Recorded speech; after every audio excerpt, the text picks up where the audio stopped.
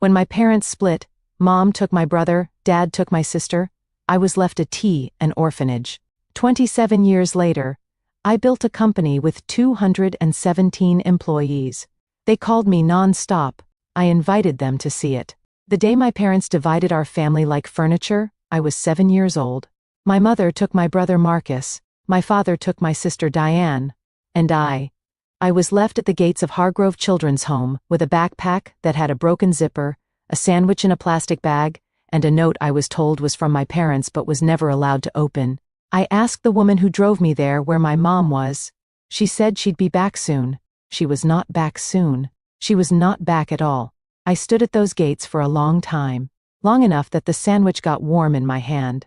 Long enough that I understood, the way children understand things before they have words for them, that soon was not a real answer.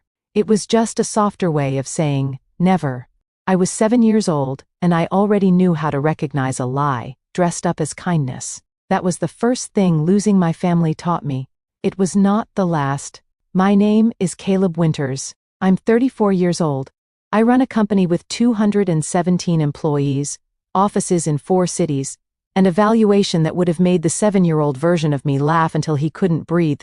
And 8 months ago, my mother called me for the first time in 22 years.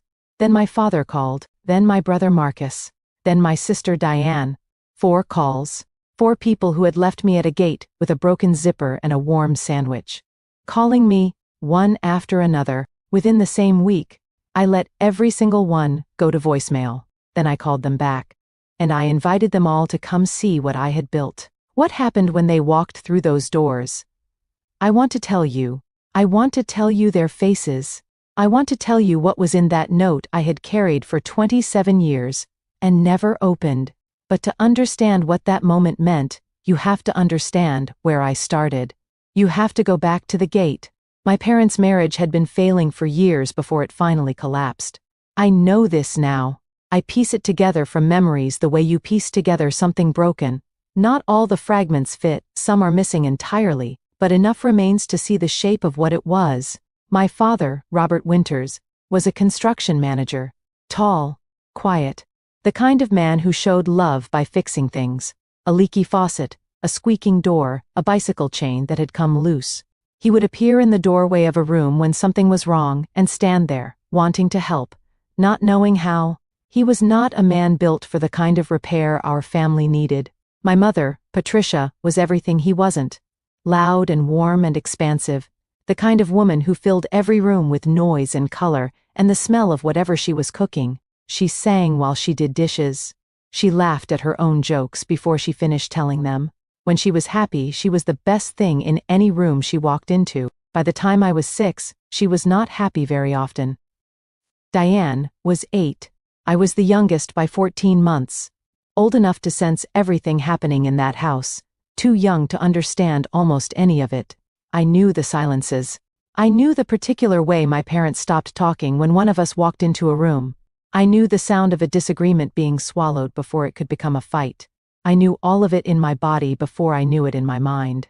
The divorce started fast once it started. 1 month, they were barely speaking. The next, lawyers.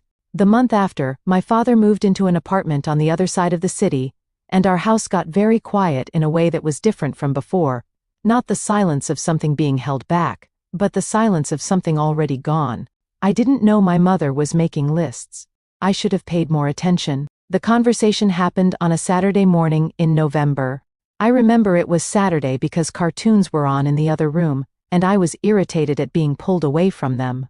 I remember it was November because there was a wreath on the front door that my mother had put up early, and the windows had that gray afternoon light that comes with November in Ohio.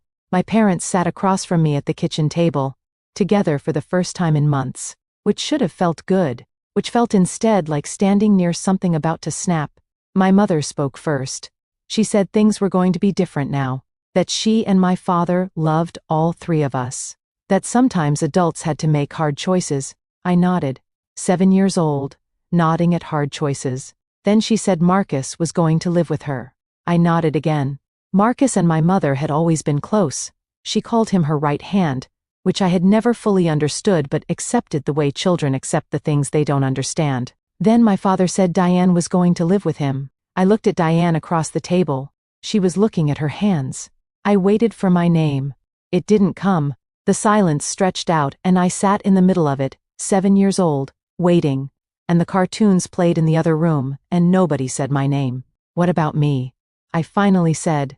My parents looked at each other. That look, I have spent 22 years trying to forget it.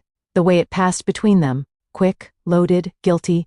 The look of two people who have already had a conversation that the third person in the room was never supposed to know existed.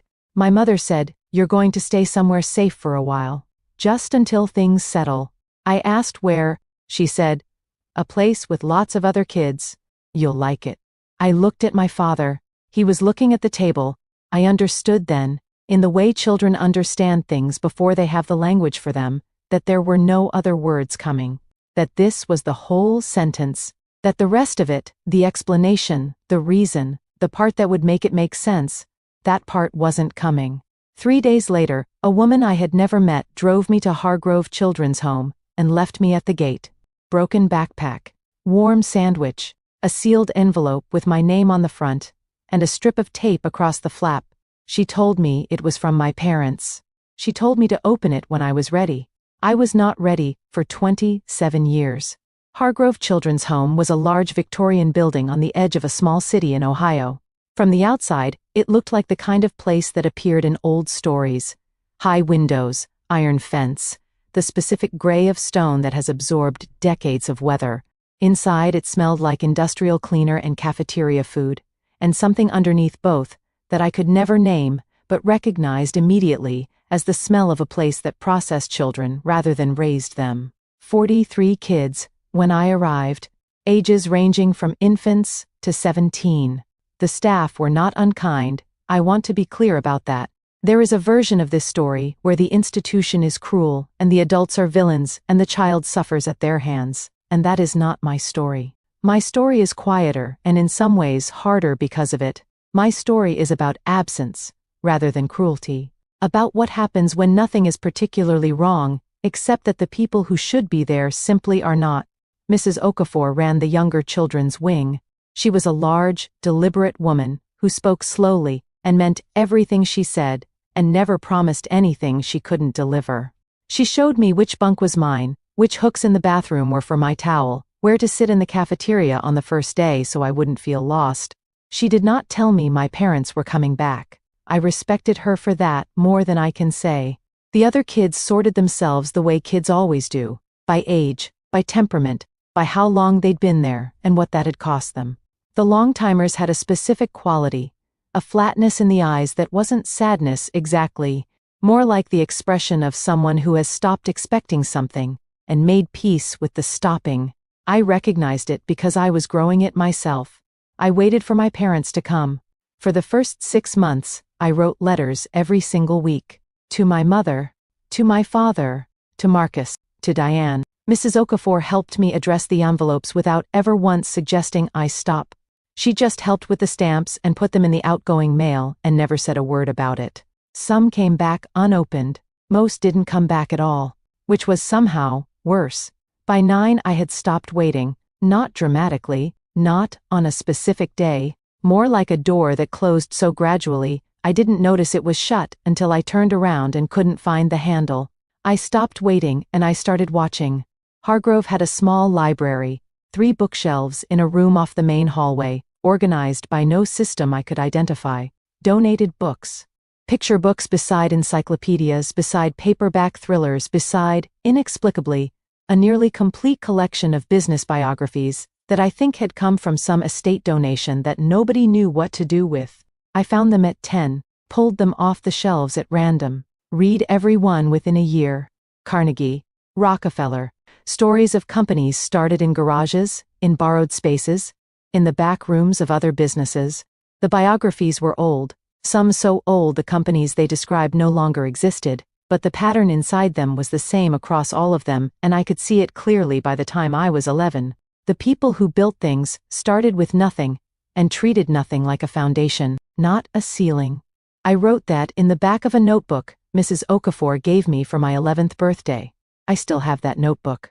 The first business I built was a school supply store. I was 12. Hargrove gave each child a small weekly allowance. Not much, just enough to teach the habit of managing something. I spent 6 weeks spending nothing. Saved $3.40. Used it to buy a bulk pack of pencils from a dollar store 2 blocks from Hargrove on a supervised weekend outing. I sold them individually to the other kids at 5 cents each. By the end of the month, I had enough for 2 bulk packs. By the end of the year, I had a cardboard box under my bunk holding pencils, erasers, ruled paper, and 2 types of pens. 17 regular customers. A handwritten inventory list updated every Sunday night. Mrs. Okafor found it during bed checks. She stood there, looking at the box for a long time. I braced for her to shut it down. She said, "Do you have a pricing system?" I showed her my list. She studied it. She said, "Your margins on the erasers are too low." Then she handed it back and kept walking. I raised the eraser prices the next morning. By 14, I had expanded into snacks. Candy bars bought in bulk from a wholesale store a staff member had started taking me to once a month. By 15, I had a separate notebook for accounts receivable, a term I had learned from one of the old business biographies, and had looked up 3 times to make sure I understood it correctly. By 16, I had saved enough, through the supply store and weekend odd jobs and 3 years of spending almost nothing, to open a checking account at the bank 2 streets from Hargrove. The teller who helped me was named Dorothy. She walked me through the paperwork. 16 years old, Hargrove issue jacket, coffee can full of carefully counted bills, with the same seriousness she would have given any adult. She did not make me feel small about it. When I left, I had an account number written on a slip of paper that I kept in my front pocket for a week. That account number was the first thing that had ever been entirely mine. Not a bunk assigned to me, not a hook in a bathroom, not a place at a cafeteria table. Mine? The years between 16 and 18 were a particular kind of education that no school teaches. I learned that institutions have rhythms, and that if you understand the rhythm, you can move within it more freely than people expect. I learned that adults respond to competence regardless of age, that if you show up prepared and do what you say you'll do, most people stop seeing how young you are and start seeing what you can do. I learned that resources are almost never as scarce as they appear, that there is almost always a way to get what you need if you are willing to be creative about how you define getting and need. I learned that being left behind does not mean being left without. It means you have to build your own. I aged out of Hargrove at 18. They give you a bag when you leave, a state-issued duffel, toiletries, practical items, a folder of documents, birth certificate, social security card, a resource list for young adults leaving foster care. Mrs. Okafor walked me to the front door. I had grown 8 inches since I arrived. She had to look up at me now, which she seemed to find mildly amusing in a way she would never have admitted. She shook my hand. She said, "You're going to be fine, Caleb. Not because it'll be easy, because you already know it won't be." I said, "Thank you." She nodded and went back inside. I stood at the front door of Hargrove Children's Home with my state-issued duffel and my folder of documents and my bank account with $412 in it. I looked at the iron gate I had walked through 11 years earlier, the gate that had closed behind a 7-year-old with a warm sandwich and a broken zipper. I felt something standing there that I did not have a name for. Not anger, not sadness, something quieter than both.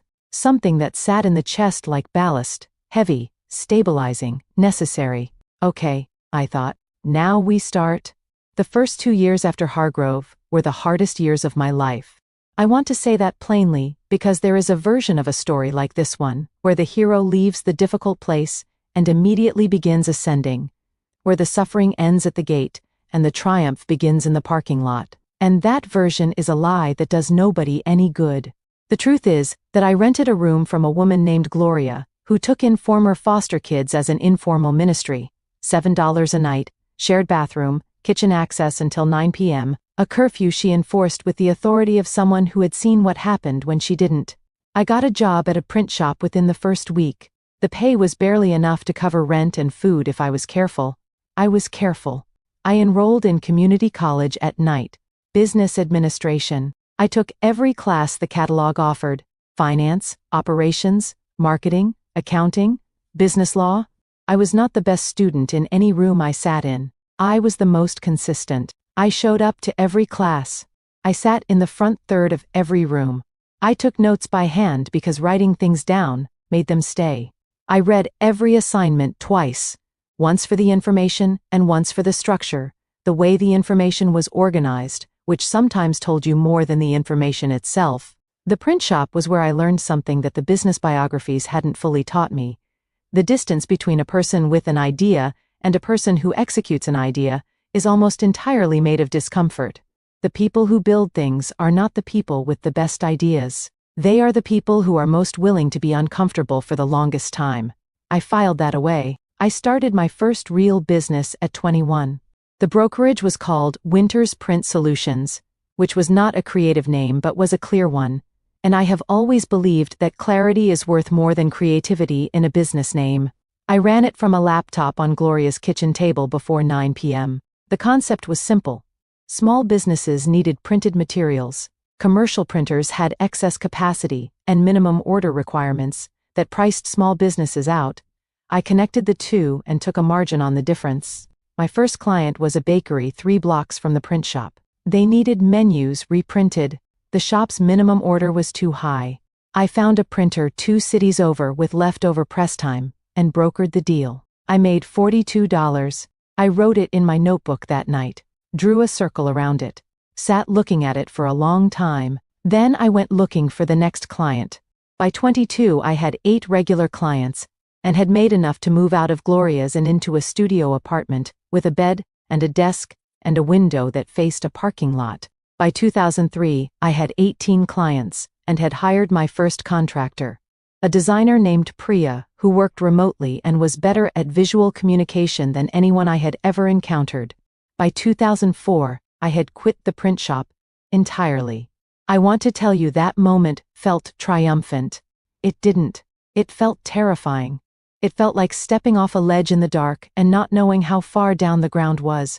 I stepped off anyway. That is the only way any of it works. The pivot happened at 25. The brokerage had taught me something I hadn't expected to learn. Small businesses didn't just need print. They needed everything that came with it. Design, branding, a coherent visual identity that could compete with larger competitors. The whole package, affordable, fast, built for businesses that couldn't access agency pricing. I spent 6 months researching, talking to small business owners, asking questions in the particular way I had learned to ask questions. Not what do you need, but what problem keeps you up at night that you haven't been able to solve. Those are different questions, and they get very different answers. What I heard again and again was this: we know we look small. We don't know how to stop looking small. I knew how to solve that. I incorporated Groundwork Creative at 26, with a business partner named Simone Chen, who I had met in an accounting class and who was the most organized human being I had encountered in my life. Simone could look at a system and immediately see where it was inefficient. She could build a process for anything in the time it took most people to understand what a process was. She kept the trains running. I found the clients. Together we were functional in a way that neither of us was alone. We rented office space at 27, not large, not impressive, but real. A sign on the door, a conference table, a coffee machine that worked 3 days out of 5. I stood in that empty office the day we signed the lease, and I thought about Mrs. Okafor, looking at my cardboard box of pencils. Your margins on the erasers are too low. I thought about the gate, the broken zipper, the warm sandwich, the note I had never opened. Then I thought, okay, then I got to work. Growth is not linear, and anyone who tells you it is has either never built anything or is trying to sell you something. Groundwork went through a year at 28, where we almost didn't survive. A major client pulled their contract without warning. We had overhired on the assumption of continued growth. And for 4 months, I paid staff before I paid myself, and some months didn't pay myself at all.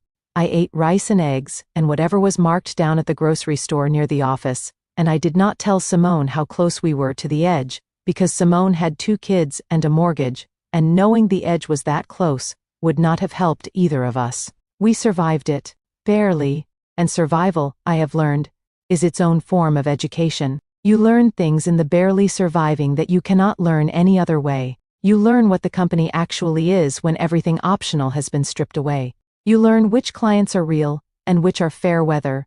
You learn which employees stay when the water gets cold and which ones head for shore. You learn what you are made of in a way that good years simply cannot teach you. By 30 we had recovered and were growing again, faster than before, because the hard year had forced us to rebuild on a foundation that was stronger than what we had started with. By 31, we had 60 employees. By 32, 217. Offices in Chicago, Columbus, Atlanta, and Denver. A client list that included 3 national brands, and a regional reputation that had started crossing into national territory. By 33, a private equity firm called us. The number they put on the table was the kind of number that changes the sound of a room when it's said out loud.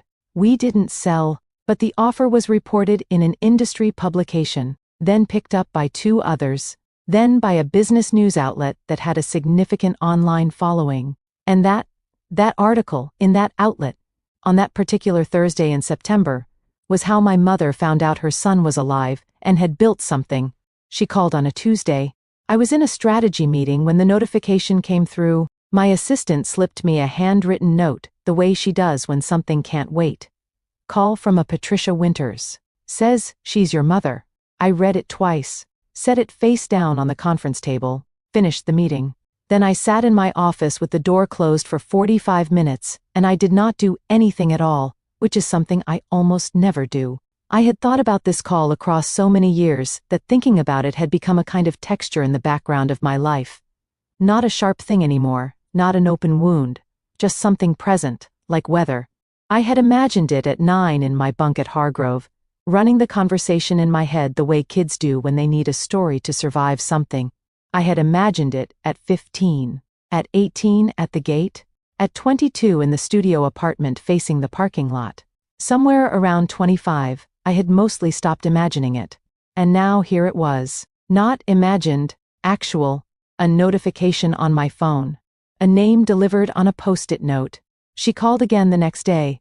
Then my father called. Thursday, Marcus. On Friday, Diane. On Saturday morning.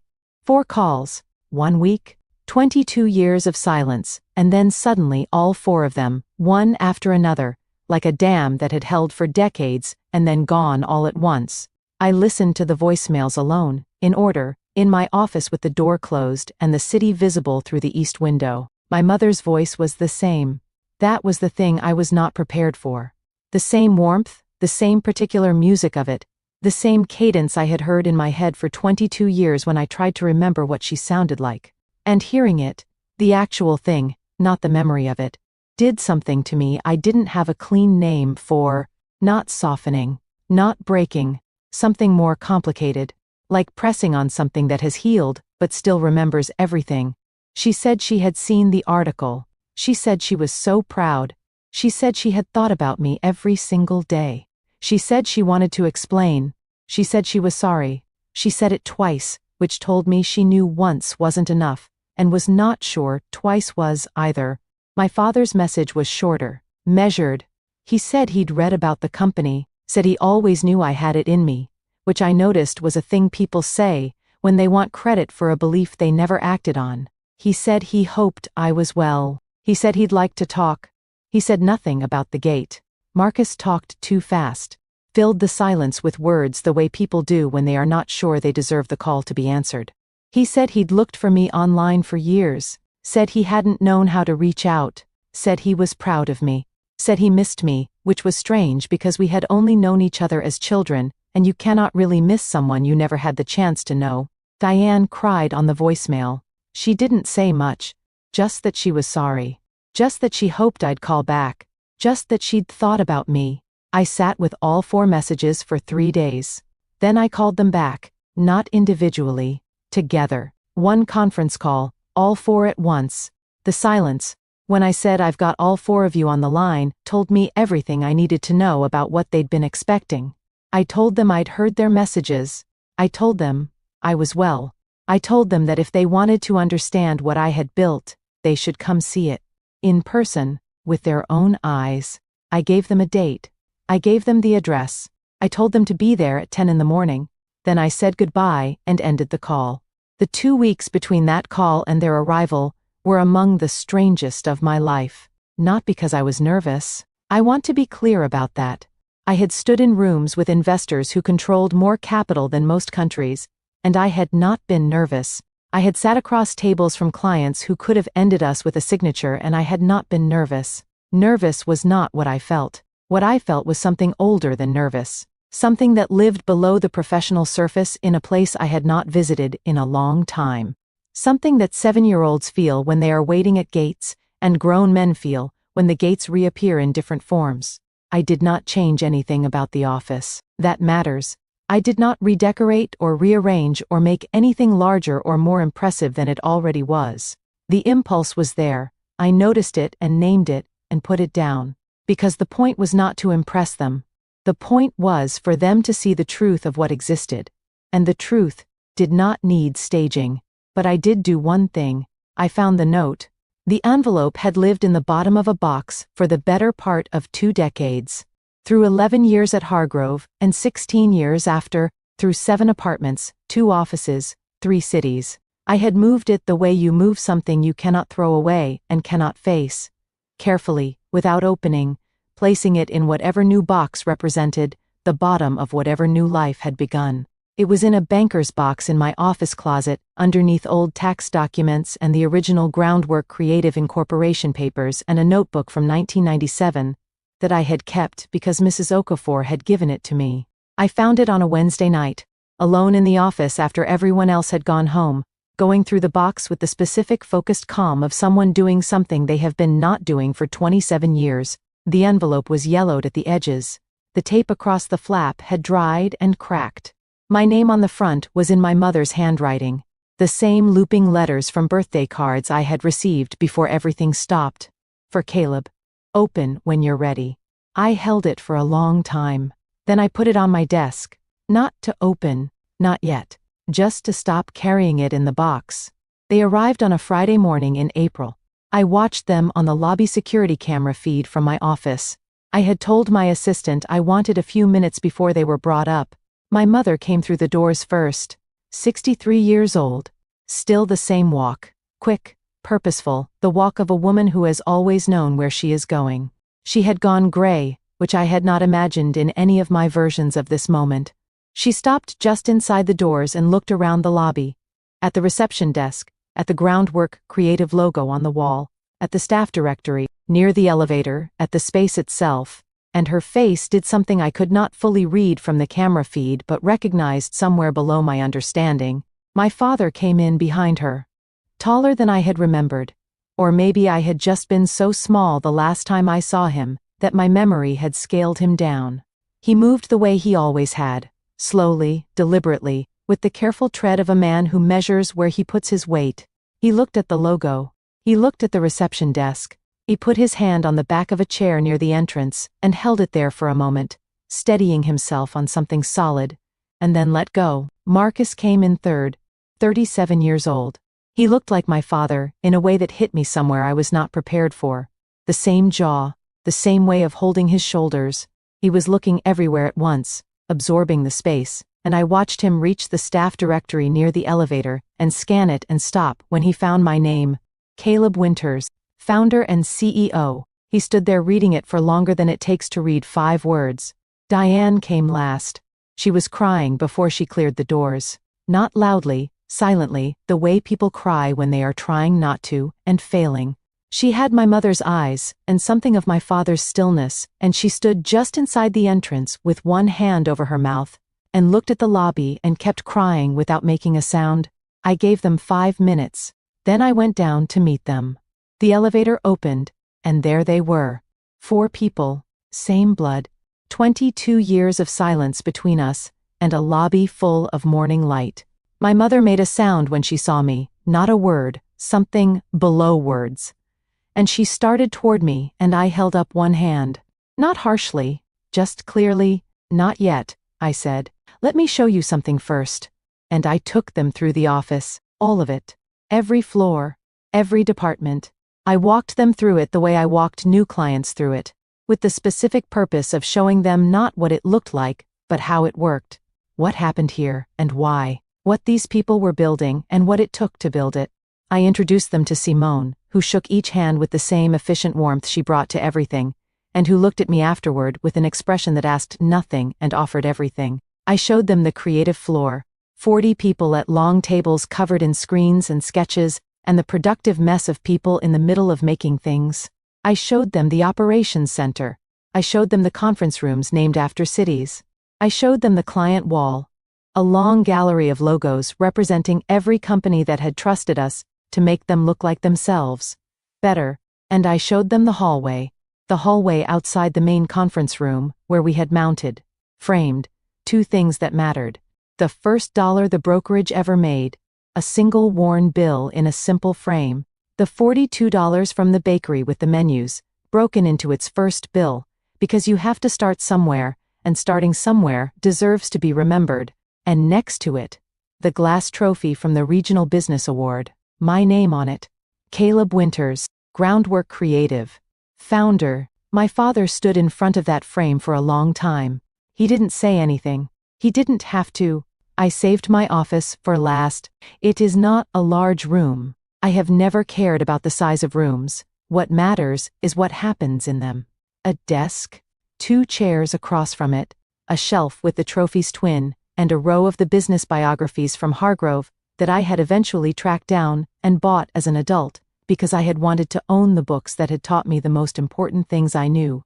A window facing east that fills with good light every morning, and on the desk, when we walked in, the envelope. I let them file in. I stood behind the desk. I let them settle, my mother and father in the 2 chairs, Marcus and Diane standing to either side. And when the room was quiet, I picked up the envelope. I held it up. My mother saw it immediately. I watched her face change. "Do you know what this is?" I said.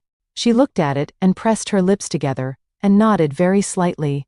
My father looked at it and then looked at the floor. "This came with me to Hargrove," I said, November 14th, 1999. It was in the front pocket of my backpack. I have carried it for 27 years. Through 11 years at Hargrove, through 7 apartments, through 2 offices, I have moved it from box to box to box. The room was completely quiet. "I have never opened it," I said. "In 27 years I have never opened it." My mother said my name. Her voice broke on the first syllable. "I want to open it now," I said.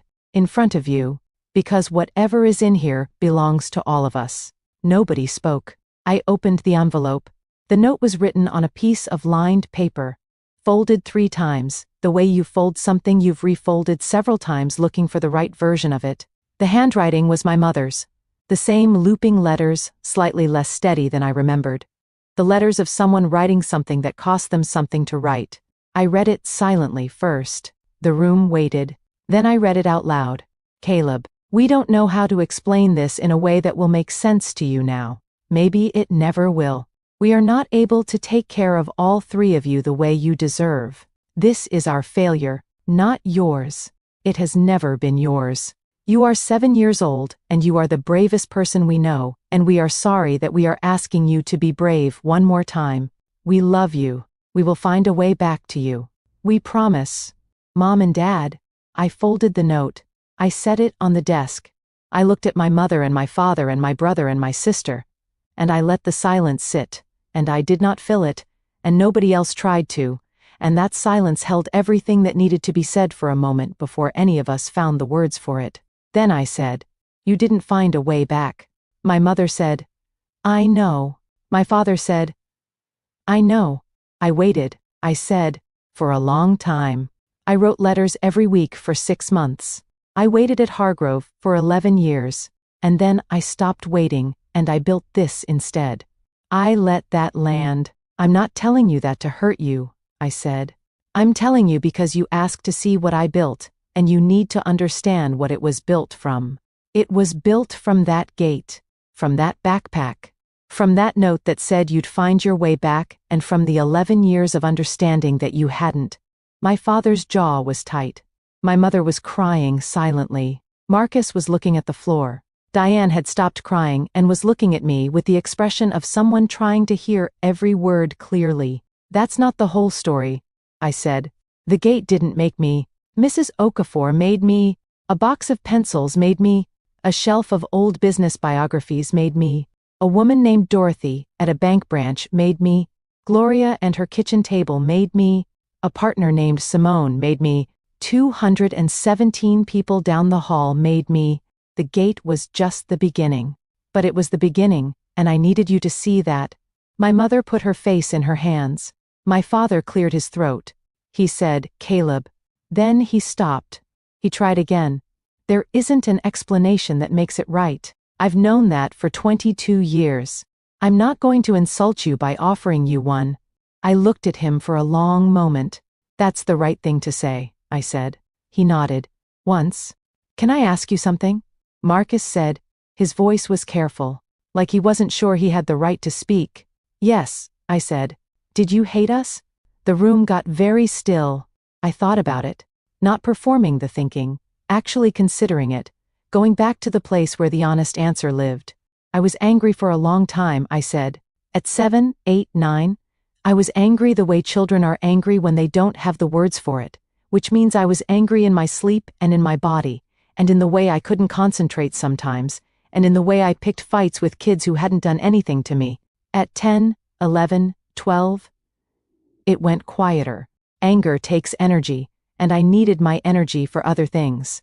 By 14, I wasn't angry anymore. I was just determined. That's the best word I have. Determined. Did you hate us?" Marcus said again, softer, like the question was really, "Did you hate me?" "No," I said. "I missed you." "That's different." He looked at the floor again. His shoulders dropped the way someone's shoulders drop when they have been holding something up for a very long time and have finally been told they can put it down. Diane spoke for the first time. She said, "I used to pretend you were at a special school." The room shifted. When people asked me if I had siblings, she said, "I'd say I had 2 brothers, Marcus, and then Caleb, who was at a special school for really smart kids." I made it specific. I said you were in a program for gifted students. I said it was very competitive, that not everyone got in. She paused. "I don't know why I'm telling you that," she said. "Because it's true," I said, "and you've been carrying it." "I was 8 years old," she said. "I didn't understand what was happening. I just knew you were gone, and nobody would tell me where you actually were, and I had to tell people something." "You were 8, I said. "You don't owe me anything for that." "I owe you 27 years of the truth," she said. "Then here's the truth I'd like in return," I said. "Did you know? Did either of you know what was going to happen?" Diane shook her head immediately. "Not until after. Dad told me after. I cried for a week." I looked at Marcus. He was quiet for a moment. Then, I knew something was happening. Mom was different the week before. Distracted. She kept looking at me like she was memorizing something. I didn't know what it meant until after. "And after?" "After," Marcus said. "I asked her where you were. She said you were somewhere safe. I asked if I could write to you. She said, 'Not yet.' I asked again a month later. She said it was complicated. I stopped asking. He looked at me. I shouldn't have stopped asking, he said. No, I agreed. You shouldn't have. I was 10, he said. I know, I said. 10-year-olds shouldn't have to fight for their brothers. That's the part that's not on you. The room was quiet for a long time after that. My mother spoke last. She had been sitting with her hands folded in her lap since I read the note. Not crying anymore. Just very still in the particular way of someone who has arrived somewhere they have been heading for a long time. She said, "When we made the decision, your father and I, it was made from a place of complete failure. That's the only honest word for it. We had failed at the marriage, and we were failing at the separation, and we couldn't figure out how to hold all three of you through both failures at once. And someone, I don't remember who, a lawyer or a counselor or someone, said that temporary placement was an option, that it could give us time to stabilize, that it was meant to be short. A few months?" She stopped. "It wasn't short," I said.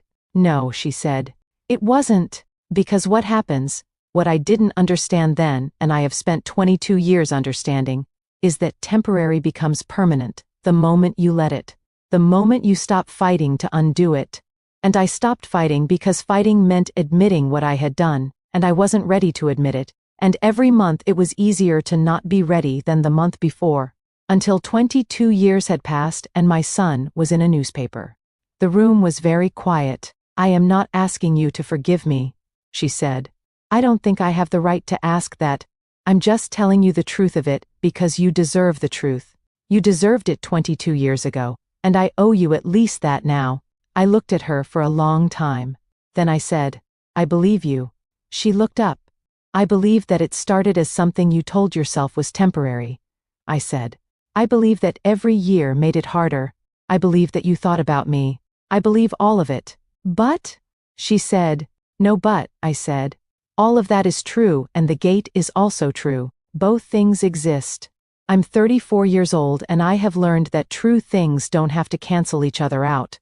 You can love someone and leave them at a gate. You can think about someone every day and not come back. Both of those things can be real at the same time. I'm not interested in deciding which one is more real. I'm interested in what comes next." My mother looked at me with an expression I had never seen on her face before and did not have a name for. Something that held grief and relief and something else, something I can only describe as the look of a woman seeing clearly for the first time, something she had been half looking at for decades. "What comes next?" She said. "I don't know yet," I said. "I don't know what we are to each other. I don't know if we can build something. I'm not going to promise that we can, because promises made at gates have a particular history in this family. That landed, nobody flinched from it. What I can offer," I said, "is a willingness to find out, to show up and see what's there. That's what I have right now, a willingness." My mother reached across the desk. She put her hand over mine. I looked at her hand on mine. Then I turned my hand over and held hers. We sat in that office for 3 hours. 3 hours of the kind of conversation that doesn't follow a script, because nothing in life has prepared any of the people in the room for exactly this. Starts and stops. Long silences that weren't empty. Questions asked and answered, and then asked differently, because the first answer hadn't quite reached the place the question was really asking about. Marcus told me about his life, the particular texture of being the one who was chosen, the guilt that had threaded through everything since. He said he had been to therapy for 3 years in his late 20s, specifically to work through what had happened. He said his therapist had asked him once what he would say to me if he could. "What did you say?" I asked. "That I was sorry I didn't fight harder," he said. "That I was 10, and I didn't know how to fight, and I'm sorry I didn't figure it out faster." "It took me until I was 12, I said, "to figure out how to fight. You were 10. You get more credit than you're giving yourself." He shook his head. "Let me give it to you," I said. "It's mine to give." He nodded. His eyes were wet. Diane told me about the pretend school, more of it, how she had kept the story going through high school, telling people about her brother at the special program, adding detail over the years, making me more real in the version she told because the reality of not knowing was too large to carry in public. She said she had known somewhere that it was wrong, that it was a kind of erasure masquerading as protection. "It wasn't erasure," I said. "You were keeping me alive somewhere. That's different." She looked at me like I had said something she needed and hadn't known she was waiting to hear. My father said very little, and what he said was precise. He said he had made a choice he couldn't defend. He said he had known in November of 1999 that it was wrong, and had done it anyway, because he didn't know what else to do, and didn't have the character yet to figure it out. He said he had built that character in the years after, painfully, slowly, too late, and that the building of it had been one long reckoning with that November morning. He said, "I'm not asking you to call me Dad. I don't think I've earned that. I don't know if I ever will. I just want you to know that I know what I did, and I know what it cost you, and I'm standing here telling you that so you don't have to wonder if I've understood." That was the most my father said in the 3 hours we sat together. It was also the most important thing anyone said. They left at 1 in the afternoon. I walked them to the lobby, to the front doors, past the staff directory where Marcus had stopped and read my name, past the reception desk, to the glass doors and the street beyond. At the door, my mother hugged me. I had not been hugged by my mother since I was 7 years old. And for a moment, just a moment, less than a breath, I was 7 again. Small. Standing at a gate, waiting for someone who had said soon, and meant never, holding a warm sandwich with a broken zipper on my back, and a note I didn't know I'd carry for 27 years. Then I was 34. Founder of a company, 217 employees, 4 cities, a window in my office that faced east and filled with light every morning. I hugged my mother back. My father shook my hand and held it a moment longer than a handshake, the way men do when they have run out of other ways to say something important. I held it back. Marcus hugged me and said something into my shoulder that I didn't catch. And I said I know because whatever it was, I knew.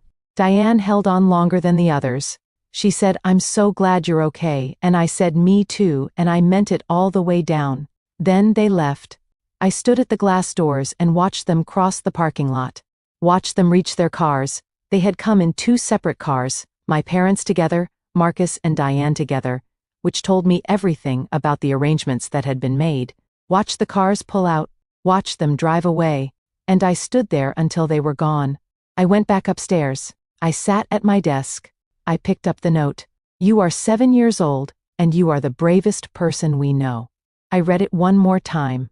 Then, I folded it along its old creases, placed it back in the yellowed envelope, and put it in my desk drawer, which I closed gently, the way you close something that has waited long enough and deserves to rest, not because I was done with it, not because everything was resolved and clean and tied off at the ends. Real things don't work that way. Real things are ongoing and messy, and they don't arrive at neat endings because they don't end, they just change shape and continue. But because some things can live in a drawer now. Some things don't have to be carried in the bottom of a box anymore. Simone knocked 30 minutes later. Reports. A decision that needed making. A client call at 3. "Ready?" she said. I looked at the desk, at the drawer, at the east window full of afternoon light, at the shelf with the old biographies from Hargrove, the ones that had taught me the most important thing I ever learned. The people who built things started with nothing and treated nothing like a foundation, not a ceiling. "Yeah," I said. "Ready." She sat down across from me and opened the folder, and we got back to work. That is the part nobody imagines when they picture the reunion. The comeback, the moment of reckoning. They picture it as an ending, the music swelling, the frame freezing, the credits rolling. It isn't an ending. It's a Wednesday. It's reports, and a client call, and a decision that needs making, and 217 people down the hall who are counting on someone to show up and keep building. It's just one day, in a life that started at a gate, with a broken zipper, and a note that said, "We will find our way back from people who didn't," until their son built something large enough that they could find their way to it instead. I am not angry about that anymore. I am not sure I have room for anger anymore. What I built took everything I had, and what I have now, the office, the company, the east window, the drawer with the note in it, the phone numbers I didn't have last year and have now, fills the space where the anger used to live. Not perfectly, not completely, but enough to work with. And I have always known how to work with enough. The calls started coming regularly after that. Not every day. Not in the frantic, overcompensating way of people trying to make up for lost time all at once, which would have felt false and exhausting. More like the careful, deliberate way of people who have been given a second chance and are terrified of wasting it by moving too fast. My mother called on Sundays, always around 7 in the evening, which I eventually realized was because Sunday evenings had been family time when we were children. Dinner together, the week ahead, the particular warmth of a house that was still a house before everything stopped being one. She was reaching back to a rhythm she remembered. I did not tell her I had noticed. I just started making sure I was available on Sunday evenings. We talked about small things at first. Safe things. The weather in her city, what she was reading, a show she had started watching. I told her about The Office, a client win, a hire we were proud of. Something Simone had said that was so precisely efficient, it had made the entire team laugh. We built the conversation the way you build anything. Slowly, from the ground up, one small piece at a time. My father sent emails. That surprised me more than anything. I had not thought of Robert Winters as an email writer. But the emails came every 10 days or so, and they were like him. Careful, measured, specific. He asked real questions. Not how are you, but you mentioned the Denver office is expanding. What drove that decision? And I read that the industry is shifting toward integrated branding. How is Groundwork positioning for that? He was asking about the work because the work was the part of me he could reach most easily. And I respected him enough for knowing his own limitations that I answered every one. Diane texted, often, short messages, images, things she thought I might find interesting or funny. A picture of a dog she had seen on her walk. An article about a business trend. A meme that she apologized for immediately after sending, because she wasn't sure if I was a meme person. I told her I was a meme person. She sent 3 more within the hour. Marcus was the one I didn't hear from for 3 weeks after the office visit. I noticed the absence, not with worry exactly, more with the particular attention you give to something that is conspicuously quiet. And then on a Thursday night my phone rang, and it was him. And he said, I want to get lunch. Just the 2 of us. If that's something you'd want. I said yes. We met at a restaurant in the middle, geographically between his city and mine, which told me he had thought about the logistics and wanted things to be equal. A good sign. A sign of someone who was thinking about fairness rather than convenience. He was already there when I arrived, sitting at a corner table, coffee in front of him, turning his phone over and over in his hand the way people do when they are nervous and want something to do with their fingers. I sat down across from him. He looked like my father and nothing like my father at the same time. Up close, without the camera feed, without the lobby and the formal weight of the office visit, he just looked like a man at a table, 47 years old. A few lines around his eyes, a way of sitting that was careful, contained, like someone who had learned to take up exactly as much space as he needed, and no more. We ordered. We talked about the drive. We talked about the restaurant. It was good, both of us admitted. Better than either of us had expected from the outside. Small talk. Safe talk. The scaffolding you put up before you start on the real structure. Then Marcus set his coffee down and said, Can I tell you something I've never told anyone? I said yes. He said, The night before they took you to Hargrove, I knew.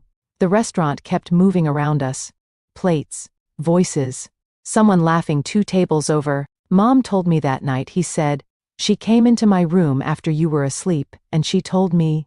She said it was temporary. She said you'd be back soon.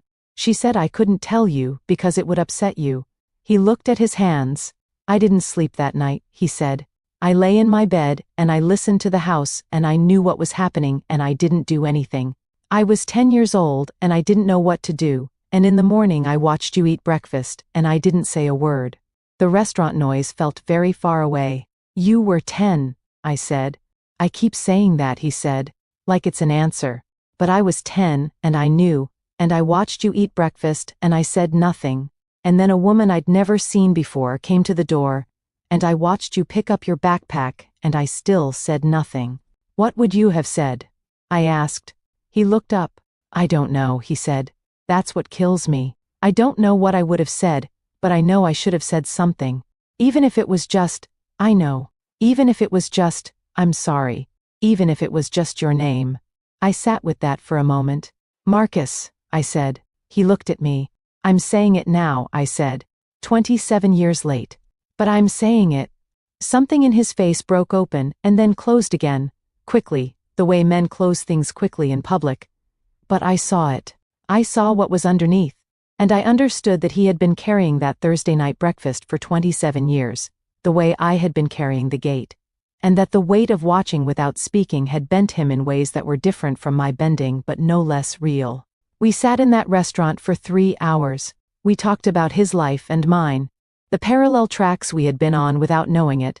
He had gone into business too, smaller scale, a logistics company he ran with a partner in Columbus. We had both, independently, ended up in business. We had both, independently, learned to build things, because building was the only response to falling apart that made sense to us.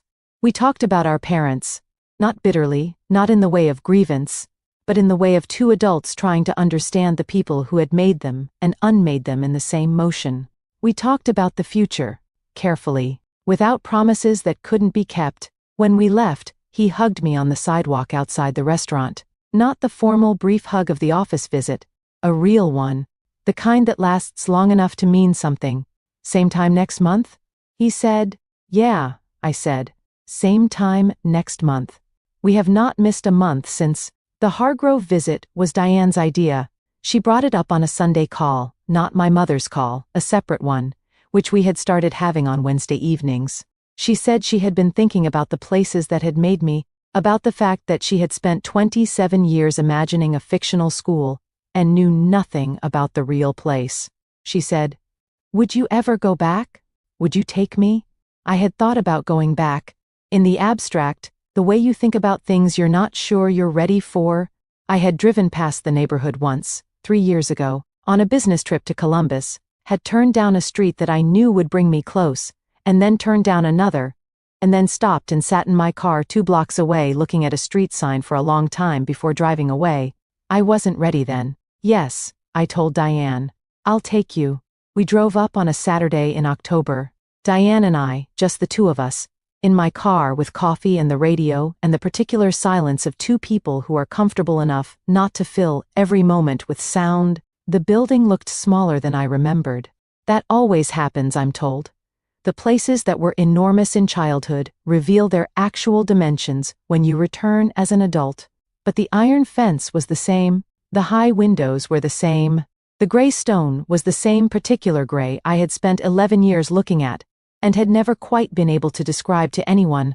I sat in the parked car for a moment. Diane didn't say anything. She just sat beside me, coffee in both hands, waiting. Okay, I said. We went in. Hargrove had changed. Of course it had. 22 years is a long time for anything to stay exactly as it was. The lobby had been repainted, a warmer color than I remembered. The reception desk was new. The smell was different. Less industrial cleaner, more of something I couldn't identify, but that was somehow less institutional, more human. I told the woman at the front desk who I was, that I had been a resident from 1999 to 2007, that I wanted to see the building if possible, and that I was looking for someone, a staff member from that period, a woman named Mrs. Okafor who had run the younger children's wing. The woman at the desk looked up. She said, "Mrs. Okafor retired 4 years ago. But she still volunteers here on Thursday mornings." I looked at Diane. "Is today Thursday?" I said.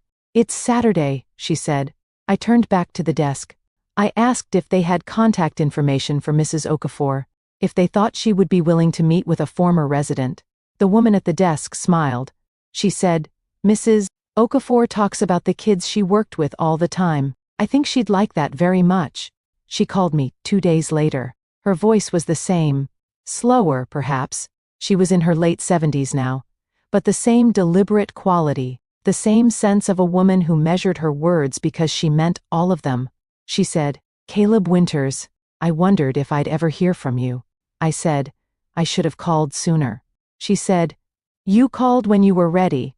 That's the right time." We arranged to meet the following Thursday at a coffee shop near Hargrove. Her suggestion, neutral ground, easy for her to reach. I drove up alone this time. Some things needed to happen without witnesses. She was already there when I arrived. Smaller than I remembered. I had been a child last time, looking up at her, and now I was 6'1" looking across a coffee shop at a woman in her late 70s in a yellow cardigan, white hair cut close, the same steady eyes I had known since I was 7 years old. I sat down across from her. She looked at me for a long moment. "You look like yourself," she finally said. "I mean that as the highest compliment." "I'll take it," I said. We ordered, and then I told her. All of it. The supply store. The bank account. Gloria's kitchen table. The brokerage. Groundwork. The article. The phone calls. The office visit. The note. She listened the way she always had. Completely, without interruption. Without the kind of reactions people perform when they want you to know they're listening. She just listened.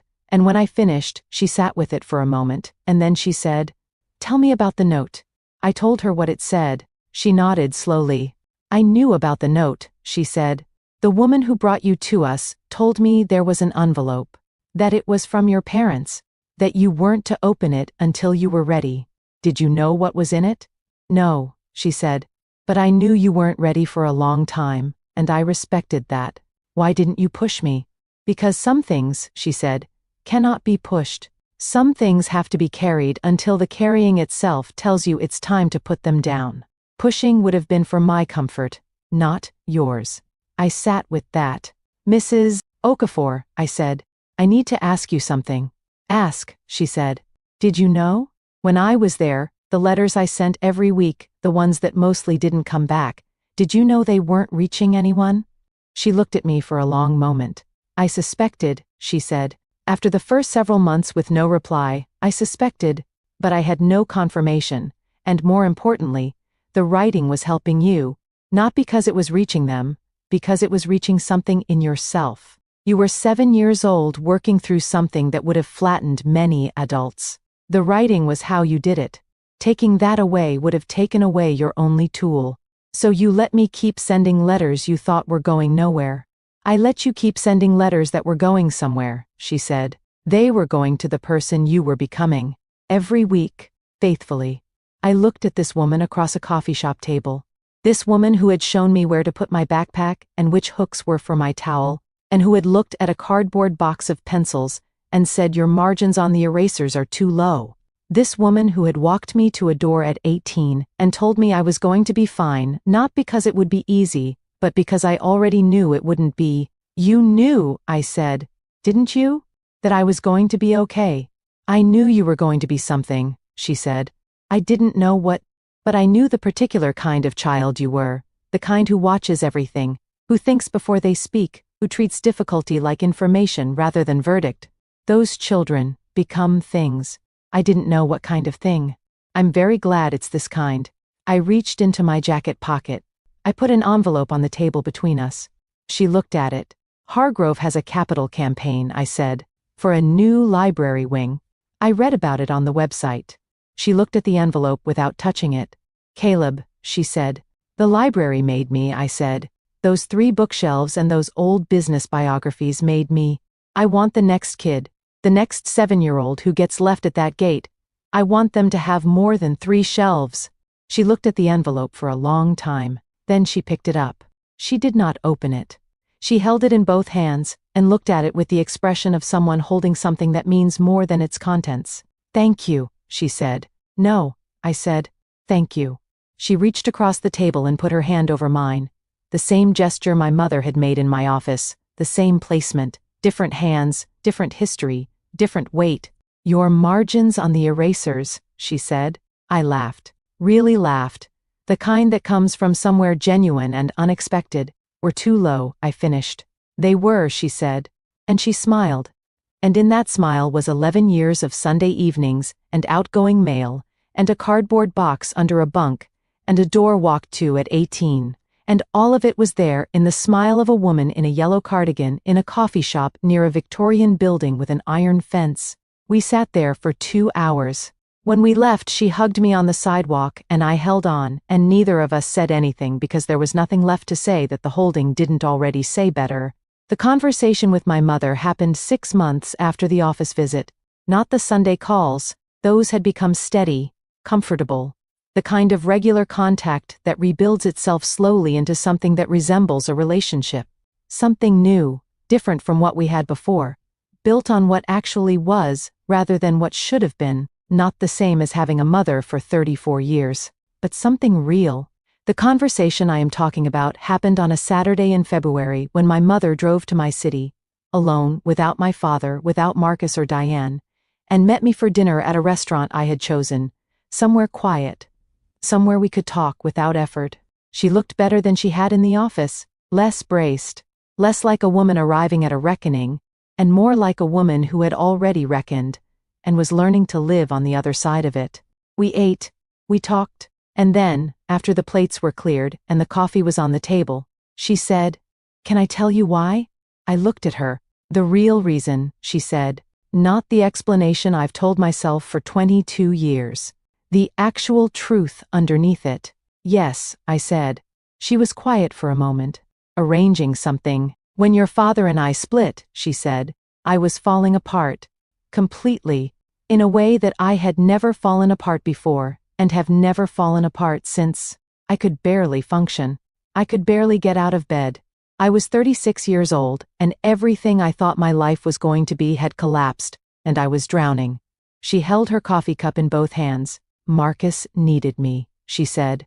He was 10, and he needed me, and I needed him to need me. Having him there, having someone to take care of, was the only thing keeping me vertical. Do you understand what I mean? Yes, I said. I could not take care of 3 children while I was falling apart, she said. I genuinely could not. That is not an excuse. I know it is not an excuse, but it is the truth.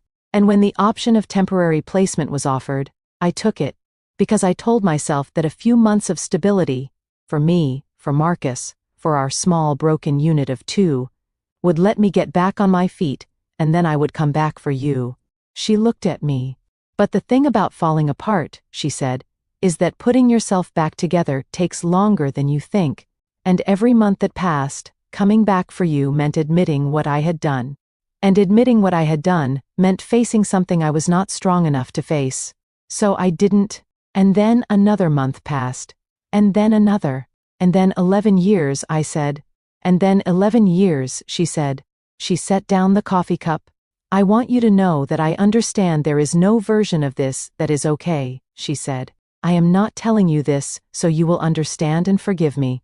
I am telling you because you asked for the truth, and the truth is that I was weak, and that my weakness cost you something that can't be given back, and that I have known that for 22 years, and knowing it has not stopped being the hardest thing I carry.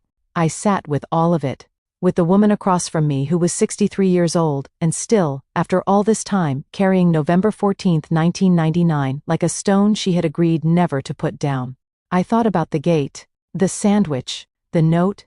I thought about Hargrove and the 3 bookshelves, and Mrs. Okafor's yellow cardigan, and the coffee can of bills on Dorothy's counter, and Gloria's kitchen table before 9 p.m. I thought about the erasers, and their margins, about Simone opening a folder, about 217 people down the hall building things. Mom, I said. She looked up. It was the first time I had called her that since I was 7 years old. I saw it land, saw what it did to her face, the way it moved through her, the way her eyes changed. I'm not going to tell you it's okay, I said.